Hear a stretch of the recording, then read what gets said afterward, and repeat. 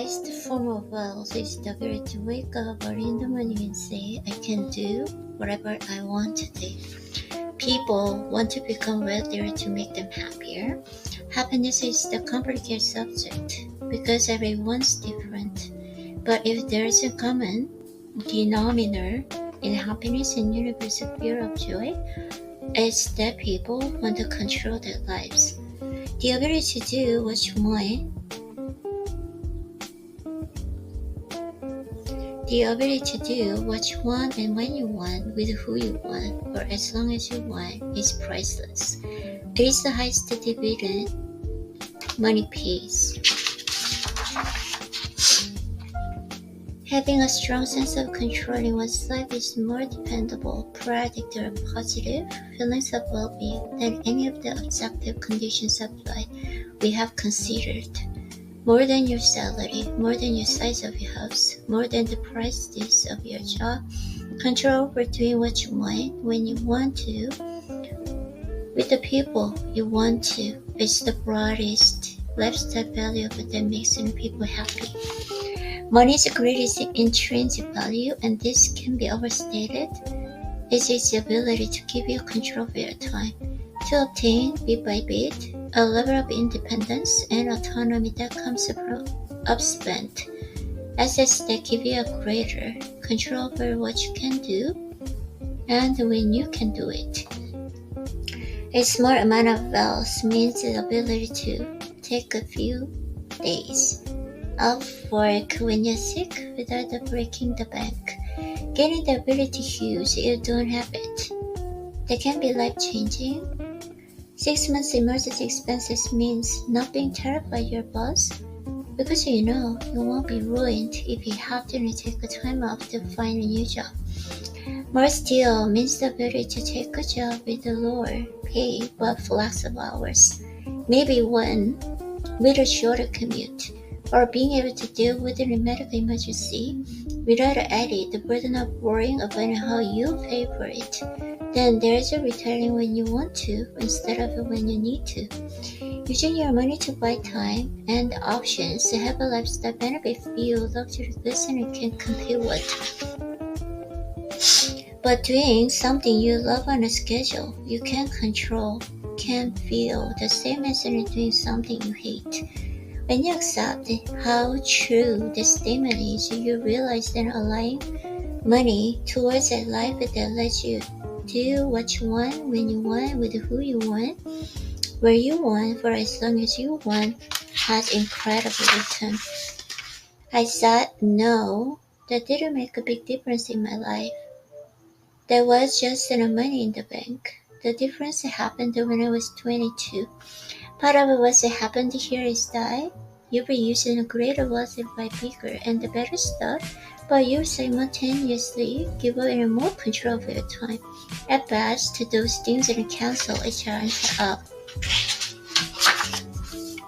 But it feels like you are working 24/7 compared to generation prior.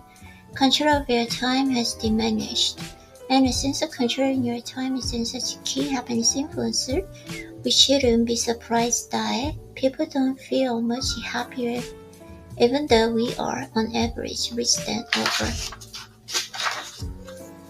It was my dream to have one of these cars of my own because I thought they sent such a strong signal to others that you made it. You're smart, you're rich, you're taste, you're important. Look at me.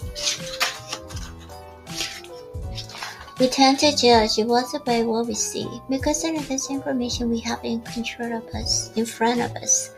We can't see people's bank accounts or brokerage statements, so we rely on our appearances to gauge financial success. Cars, homes, Instagram photos. Modern capitalism makes helping people fake it until they make it a cherished industry.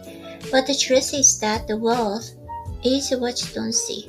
Whether it's financial assets that haven't yet been converted into the stuff you see. That's not how we think about wealth because you can't contextualize what you can see. And vast be more once wrote, there isn't no fast way to feel rich than to spend a lot of money on really nice things. But the way to be rich is to spend the money you have and to to not spend the money you don't have. It's really that simple. It is excellent advice, but it may not go far enough. The only way to wealth is not spend the money that you do have. It's not just the only way to accumulate wealth, it's the very definition of wealth. We should be careful to define the difference between a wealthy and rich. It is more than its semantics. Not knowing the difference is a source of and countless poor money decisions. Rich is the current income. Someone driving a 100,000 dollars car is almost certainly rich, because even if they purchased the car with a debt, you need a certain level of income to afford in a monthly payment. Same with those who live in big homes. It's not hard to spot rich people. They often go out of their way to make themselves known. But wealth is hidden. It's income not spent.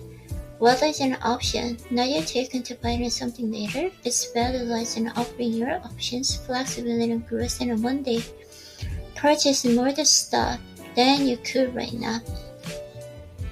Exercise is like being rich. You think, I didn't work, and I now deserve to treat myself to a big meal. Wealth is turning down the trim meal and actually burning that calories. It's hard, and it requires self-control. But it's creating a gap between what you could do and what you choose to do that accrues over time. The problem for many of us is that it is easy to find rich role models. It's hard to find wealthy ones because the definition of success is more hidden. There are, of course, wealthy people who also spend a lot of money on stuff, but even in those cases, what you see is their richness, not their wealth. We see the cars we choose to buy and perhaps in a school they choose to send their kids to. We don't see the savings, retirement accounts, or investment portfolios. We see the homes they bought, not the homes they could have bought had been stressing themselves in. The danger here is that I think most people deep down want to be wealthy. They want freedom and flexibility, which is what financial success and not yet spending can give you.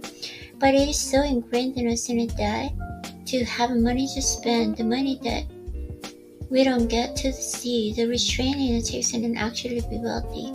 And since we can't see it, it's hard to learn about it. Imagine how hard it would be to learn how to write if you couldn't read the words of great authors. Who would be your inspiration? Who would be the admirer? Whose nuances and tricks and tips would you follow? It would make something that is already hard even harder.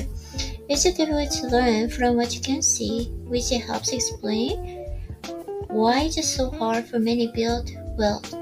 Keep this in mind when quickly judging others' success and setting your own goals. My observation is that yes, many do. Pass on a certain level of income, people fall into three groups: those who save, those who don't think they can save, and those who don't think they need to save. This is for the latter two. The first set is simple, but it's overlooked. Instead of building wealth, it has little to do with your income or investment returns and lots to do with your saving rate. A quick story about a part of efficiency. The same is true with the money. Investment returns can make you rich, but whether an investment strategy will work and how long it will work for and whether markets will cooperate is always about. Results in trading uncertainty, personal savings probability. Finances and conservation and efficiency. If you view building wealth into something that will require more money or big investment returns, you may become pessimistic. If you view it as powered by own frugality and efficiency, the destiny is clearer. Wealth is just accumulating a leftover after you spend what you taken. And since you can build wealth without a high income but have no chance of building wealth with a high savings rate, it's clear which one matters more. I'm better off than you are, Despite being a worse investor, I'm getting more benefit from your investment and despite lower returns. The same is true for incomes. Learning to be happy with less money increasing the gap between what you have and what you want. Similar to gap you get from growing your paycheck, but easier and more in control. A high savings rate means having lower expenses than you otherwise could, and having lower expenses means that your savings will go further than you would if you spent more. Everyone needs the basics, and once they're covered, there is another level of comfortable basics. And a past, though there is a basics in it that are both comfortable, entertaining, and enlightening. When you define savings and a gap between your income and your income, you realize why many people with decent incomes save so little. It's their struggle against instincts to extend the pack of feathers until their utmost limit, and the people within others doing the same. People with enduring personal financial success, not necessarily those with high incomes, tend to have a propensity to not give a damn what others think about them. Savings can be created by spending less. You can spend less if you desire less, and you will desire less if you care less about what others think of you. As I argue often in this book, money relies more on psychology and finance. But savings does not require a goal purchasing something specific. The flexibility and control over your time is an unseen returns on wealth.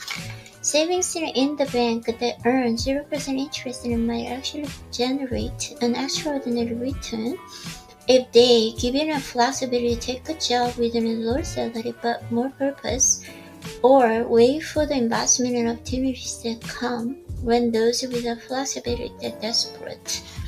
And that hidden return is becoming more important. If you have a flexibility, you can wait for good opportunities, both in career and for your investments. You will have a better chance of being able to learn a new skill when it's necessary, to find your passion and your niche at your own pace. You can find a new routine at a slow pace and think about life with a different set of assumptions. The ability to do those things when most others can't is one of the few things that will set you apart in the world where intelligence is no longer a sustainable advantage. Having more control over your time and options is becoming one of the most valuable currencies in the world. That's why more people can and more people should save money. You are not a spreadsheet, you're a person. You screwed up, emotional person. It took me a while to figure this out, but once I collected and realized, it's one of the most important parts of finance. When it comes to something that often goes overlooked, do not aim to code it rational. When making financial decisions, aim to just pretty reasonable. Reasonable is more realistic and you have a better chance of sticking with it for the long run, which is what matters most when managing money.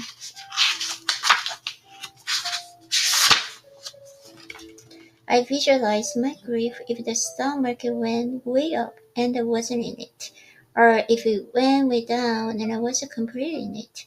My intention was to minimize my future regret, so I split my contribution 50-50 between bonds and equity. Yay! Okay.